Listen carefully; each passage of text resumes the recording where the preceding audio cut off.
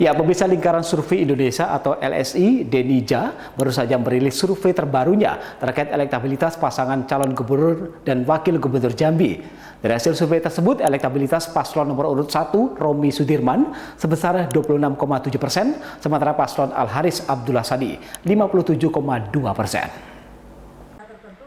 Hasil ini diungkapkan oleh peneliti senior LSI Network Denija, Muhammad Khotib, dalam konferensi pers di Jambi pada Jumat 22 November 2024. Survei dilakukan pada 10 hingga 14 November 2024 dengan metode multi-stage random sampling. Sebanyak 1.200 responden diwawancarai secara langsung dengan margin of error plus minus 2,9%. Menurut Khotib, potensi kemenangan Al-Haris Sani sangat besar, terutama karena dukungan kuat dari pemilih militan atau strong supporters yang mencapai 37,3%. Angka ini jauh lebih tinggi dibandingkan Romi Sudirman yang hanya memiliki 17,8% pemilih militan. Tidak hanya itu, pasangan Al-Haris Sani juga unggul dalam tingkat pengenalan sebesar 89,8% dan kesukaan 82,8%. Sementara tingkat pengenalan Romi Haryanto baru mencapai 68,0%, meskipun tingkat kesukaannya cukup baik di angka 74,6%.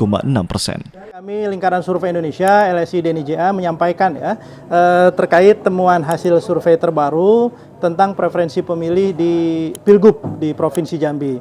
Nah, dari data ini kami sampaikan bahwa pasangan Al-Haris dengan Abdullah Sani itu masih unggul dibandingkan dengan kompetitornya yang pasangan satunya yaitu Pak Romi dengan Pak Sudirman. Nah, keunggulannya kira-kira di angka yang dapat kami sampaikan itu pasangan Pak Al-Haris dengan Pak Abdullah Sani itu di angka 57,2%, kemudian Pak Romi dengan Pak Sudirman di angka 26,7%.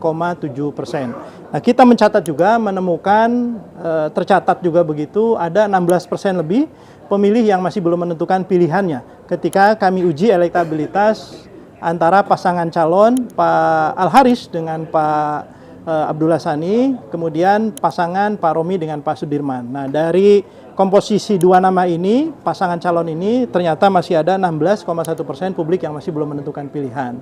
Nah, berikutnya kami sampaikan juga bahwa keunggulan atau faktor begitu argumentasi elektoralnya, kenapa kemudian Pak Al-Haris ini unggul, pasangan Pak Al-Haris dengan Pak Abdullah Sani ini unggul, kami melihat bahwa memang salah satunya disumbang oleh faktor popularitas, di mana popularitas Pak Al-Haris selaku calon gubernur yang juga memang gubernur incumbent hari ini itu sudah di angka tembus mencapai di angka 90-an%. Nah, tentu angka ini sudah sangat ideal, di mana buat kami Ihwang Syaputra, Jambi TV.